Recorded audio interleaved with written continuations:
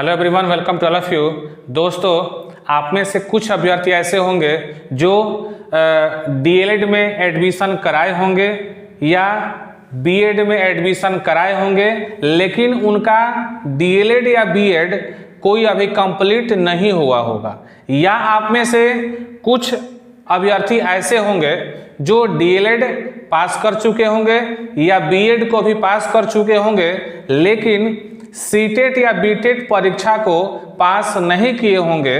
तो वैसे अभ्यर्थी के लिए यह वीडियो बनाया जा रहा है जो अभ्यर्थी डीएलएड में अपेयरिंग है या बीएड में अपेयर हैं या डीएलएड या बीएड पास कर चुके हैं और सीटेट परीक्षा का इंतजार कर रहे हैं। तो वैसे अभ्यर्थियों के लिए यह वीडियो बनाया जा रहा है। आप बहुत जल्दी सीटेट का परीक्षा देने वाले हैं, क्योंकि central board of secondary education की ओर से जुलाई 2023 सीटेट जुलाई 2023 का डेट जारी हो चुका है।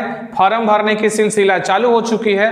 अतः आप अगर इंतजार कर रहे थे कि कब सीटेट की परीक्षा होगी, उसके लिए कब से फॉर्म भरा जाएगा, तो आप अब सतर्क हो जाएं, तैयार हो जाएं, क्योंकि फॉर्म भरने की जो प्रक्रिया है, सिलसिला है, वो चालू हो चुका है। तो आइए आगे देखते हैं, इसका विश्लेषण करते हैं कि फॉर्म भरने के लिए, परीक्षा देने के लिए कौन कौन सी और प्रक्रिया इसमें शामिल की गई है, उस चीज़ को बारीकी से हम जानते हैं। यहाँ पर क्या लिखा हुआ है?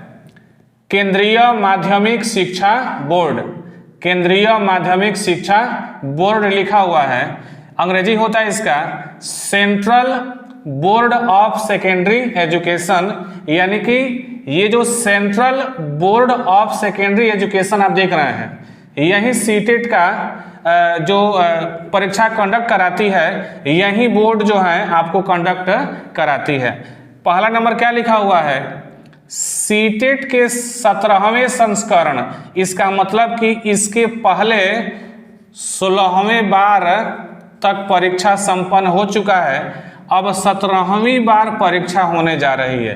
क्या कह रहा है? सीटेट के 17वें संस्करण की परीक्षा सीबीटी कंप्यूटर बेस्ड टेस्ट, यानी कि ये जो परीक्षा होने वाली है, यह कंप्यूटर से परीक्षा होता है। यानी कि आपको ऑफलाइन क्वेश्चन पेपर नहीं मिलता है और ना ही आपको कलम से रंगना होता है और जमा करना होता है। हालांकि पिछले 2 से 3 बार हुआ कि सीटेट जो है सीबीटी मोड में परीक्षा हो रहा है, नहीं तो इसके पहले क्वेश्चन पेपर के द्वारा ही परीक्षा ये कंडक्ट कराया जाता था।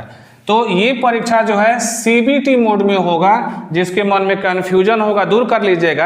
आपको क्वेश्चन पेपर नहीं मिलेगा, आपको परीक्षा हॉल में जा करके और कंप्यूटर के सहारे परीक्षा आपको देना है। अतः जो भी अभ्यर्थी कंप्यूटर की जानकारी नहीं रखते हैं, वो बहुत जल्द ही कम से कम बेसिक जो कंप्यूटर चलाने की जो जानकारी होती है वो सीख लें, ताकि परीक्षा जाकर के आसानी से दे पाएंगे। नहीं तो आप तैयारी करके जाएंगे कि हम सीटेट का परीक्षा जुलाई में है, हम पढ़ के गए हैं, तैयारी करके जा रहे हैं और कंप्यूटर के सामने कभी नहीं बैठे हैं, माउस कीबोर्ड के बारे में बिल्कुल जानकारी नहीं है, तो फिर परीक्षा देने में आपको मुश्किल हो जाएगा। आगे क्या बोल रहा है कि सीबीटी मोड में परीक्षा होगा। कब होगा? जुलाई 2023 से अगस्त 2023 के बीच आयोजित की जाएगी।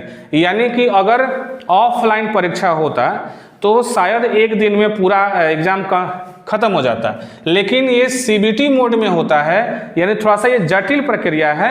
परीक्षा के दृष्टिकोण से देखें तो अभ्यर्थियों के लिए अगर बात करें तो जो ऑफलाइन परीक्षा होता था, जो क्वेश्चन पेपर मिलता था, उस क्वेश्चन पेपर के अपेक्षा ये बहुत सहूलियत देता है। कंप्यूटर बेस से जो एग्जाम होता है अभ्यर्थी के लिए काफ़ी सूटेबल होता है। इसलिए वैसे अभ्यर्थियों को घबराने की जरूरत नहीं है कि कंप्यूटर से एग्जाम होता है तो किस प्रकार से होता है, हम एग्जाम नहीं दे पाएंगे। अगर ऑफलाइन होता, क्वेश्चन पेपर मिलता, तो शायद हम बढ़िया से एग्जाम दे पाते। तो वैसे अभ्यर्थियों को हम बता दें कि जो सीबीटी मोड में एग्जाम अभी होने वाला है या पिछले 1-2 संस्करण से हो रहा है, तो सीबीटी मोड से जो एग्जाम होता है वो काफ़ी बेटर एग्जाम होता है। आप अगर एक अभ्यर्थी हैं या एग्ज़ाम हम दे चुके हैं, हम इसको क्वालिफाई कर चुके हैं, तो हम इसको बखूबी जानते हैं कि जो CBT मोड में एग्ज़ाम होता है, जो ऑफलाइन का जो एग्ज़ाम उसकी तुलना में ये काफ़ी बेटर होता है। हाँ, उसके लिए जटिल लग सकता है, जटिल हो सकता है जो एक बार भी कंप्यूटर बेस पे एग्ज़ाम नहीं दिए हैं, इसलिए घबराने की ज़रूरत नहीं है। ये एग्ज़ाम जो है ऑफलाइन वाले जो क्वेश्चन पेपर मिलता था उसकी अपेक्षा बहुत आसान एग्ज़ाम होता है और आसान तरीके से एग्ज़ाम अभ्यर्थी इसको दे पाते हैं। बस क्या करना है, कंप्यूटर की बस आपको बेसिक जानकारी होनी चाहिए। क्या बोल रहे कब होगा? जुलाई 2023 से अगस्त 2023 के बीच आयोजित की जाएगी। तो आपको पता चल गया है कि एग्जाम कब होने वाली है, जुलाई 2023 से अगस्त 2023 के बीच में होने वाली है। अगला लाइन देखते हैं क्या लिखा हुआ है।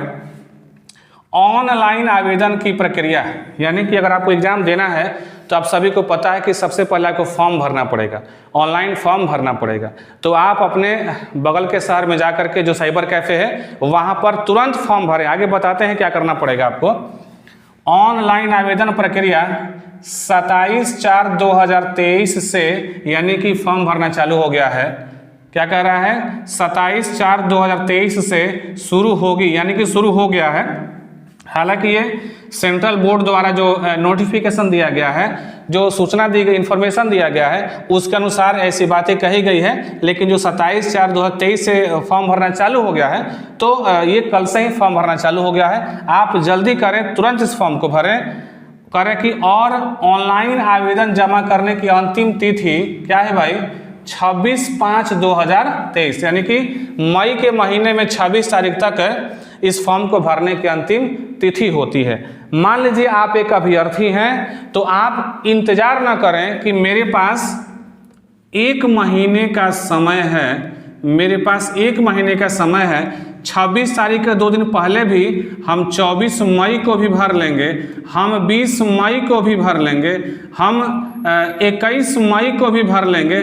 तो आपको मैं बता दूं कि जितना ही लेट करते जाइएगा उतना ही आपके लिए मुश्किल खड़ी होने वाली है, आपके लिए समस्या पैदा होते जाएगा। अब कहिएगा कि जितना ही लेट से फॉर्म भरेंगे उतना ही हमारे लिए मुश्किल किस प्रकार से होगा। तो मैं बता दूं कि जो ऑफलाइन एग्जाम होता था उसमें 2-3 ऑप्शन होता था कि आप जो है सेंटर चूज कर सकते हैं, जगह का नाम ले सकते हैं। लेकिन इसमें क्या है, मात्र एक ही शहर में आप जा सकते हैं, एग्जाम दे सकते हैं। और वहाँ पे अगर मान लीजिए सीट है 8000, ठीक है, और आप जब फॉर्म भरने गए और आप चाहते हैं कि मान लीजिए हम पटना शहर में एग्जाम देना चाहते हैं, हम पटना में अगर 8000 सीट है और आप जब फॉर्म भरने गए उसके पहले ही 8000 बुक हो चुका है, तो बताइए आपकी बारी खत्म होगी कि नहीं होगी?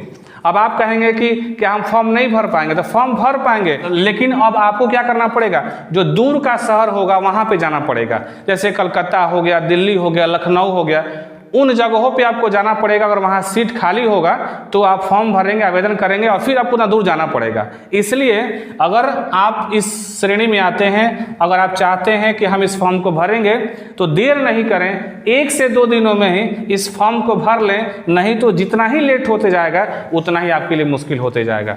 आगे क्या बोल रहा है, यहाँ पर कह रहा है श्रेणी, यानी कि जो भी अभ्यर्थी हैं जिस श्रेणी में आते हैं उसके अनुसार जो है कितना शुल्क इसमें पे करना पड़ेगा। तो कह रहा है कि जेनरल और ओबीसी, यानी कि जो अभ्यर्थी जेनरल में आते हैं या ओबीसी में आते हैं, आगे कहता है कि पेपर 1 या पेपर 2, या तो केवल पेपर 1 एग्जाम देना चाहते हैं या पेपर 2 देना चाहते हैं, यानी कि कोई एक देना चाहते हैं, तो उसके लिए उनको 1000 का शुल्क देना होगा। अगर दोनों पेपर का एग्जाम देना चाहते हैं तो उनको 1200 रुपये का शुल्क देना होगा। किसको? जो अभ्यर्थी जनरल में आते होंगे या ओबीसी में आते होंगे। समझ गए कि जो अभ्यर्थी जनरल में या ओबीसी में आते होंगे और वह केवल पेपर 1 का एग्जाम देना चाहते हैं तो उनको 1000 रुपये देना पड़ेगा, या उनको केवल पेपर 2 एग्जाम देना है तो उनको 1000 रुपये देना पड़ेगा। अगर उनको दोनों एग्जाम देना है तो 1200 रुपये देना पड़ेगा।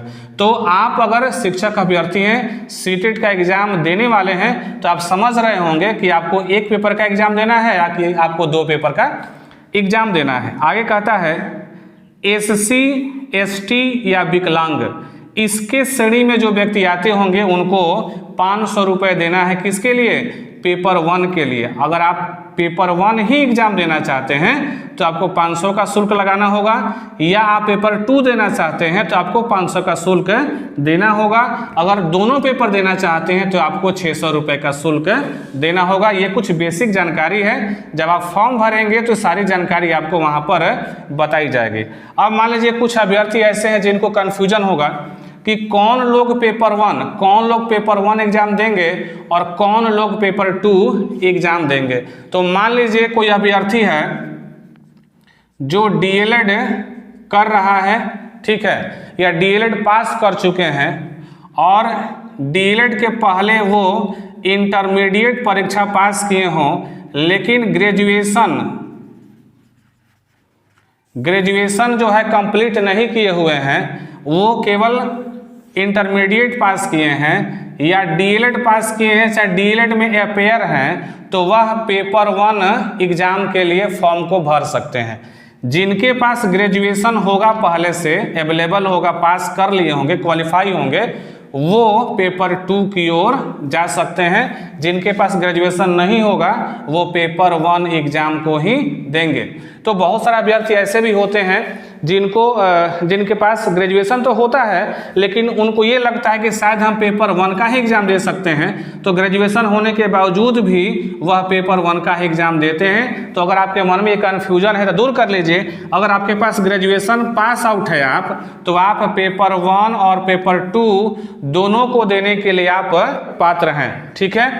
आगे आपको बताऊं कि इसमें कौन लोग एग्जाम को दे सकते हैं। जैसे मान लीजिए जो डीएलएड में DELED डीएलएड या बीएड, तो कहने का मतलब है कि क्या जो पास किए होंगे वही एग्जाम देंगे? क्या जो अभ्यर्थी डीएलएड या बीएड को पास किए होंगे वही अभ्यर्थी इस फॉर्म को भर सकते हैं? नहीं, जो अपेयरिंग वाले छात्र होंगे, जो डीएलएड में एडमिशन अभी कराए हैं या बीएड में एडमिशन अभी तत्काल कराए हैं, वो भी अभ्यर्थी इस एग्ज़ाम के लिए फॉर्म भर सकते हैं, ठीक है। लेकिन हाँ, ये हालांकि सुप्रीम कोर्ट यही बोली है कि एग्ज़ाम दे सकते हैं, भले क्वालिफाइड हो जाएंगे, लेकिन जब बहाली का समय आएगा तो आपको डीएलएड या बीएड आपको कंप्लीट होना चाहिए। हालांकि जो नई नियमावली आई है इसके अनुसार डीएलएड, बीएड और सीटेट को पास करने के बाद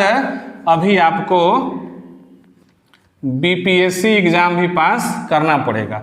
तो ये तो अभी दूर की बात है। मान लीजिए अभी आप डीएलएड कर रहे हैं, चाहे बीएड कर रहे हैं, या पास कर चुके हैं, सीटेट का एग्जाम नहीं दिए हैं, तो आप अभी ध्यान अपना यहीं पे लगाएं, क्योंकि पहले इसको पास करना है तब इसके पास जाना है। तो ये थी कुछ बेसिक जानकारी कि अगर आप डीएलएड में नामांकन कराए हैं, बीएड में नामांकन कराए हैं, या डीएलएड या बीएड पास कर चुके हैं और आप सीटेट के परीक्षा का इंतजार कर रहे हैं, तो आप देर न करें। पिछले दिनों 27 अप्रैल से ही फॉर्म भरना चालू हो गया है, और आप जितना ही देर करिएगा उतना ही आपको दूर जाकर के परीक्षा देना पड़ेगा। इसलिए समय गंवाए बिना ही तुरंत आप साइबर कैफ़े में जाएं और फॉर्म को भर लें। जितना जल्दी जाएंगे उतना ही आपको सेंटर नज़दीक मिलेगा, जितना ही देर से फॉर्म को भरेंगे उतना ही आपको सेंटर दूर मिलेगा और आपको मुश्किल होगा। अतः आप में से कोई भी अभ्यर्थी सीटेट का एग्ज़ाम अगर देना चाहते हैं तो देर न करें, तुरंत फॉर्म को भरें और परीक्षा की तैयारी में लग जाएं, क्योंकि बहुत जल्दी यानी जुलाई और अगस्त में ही यह परीक्षा होने वाली है। अतः जितना जल्दी आप फॉर्म भरेंगे, जितना ज़्यादा आप तैयारी करेंगे, उतना ही अच्छे नंबरों से आप इस परीक्षा को पास करेंगे।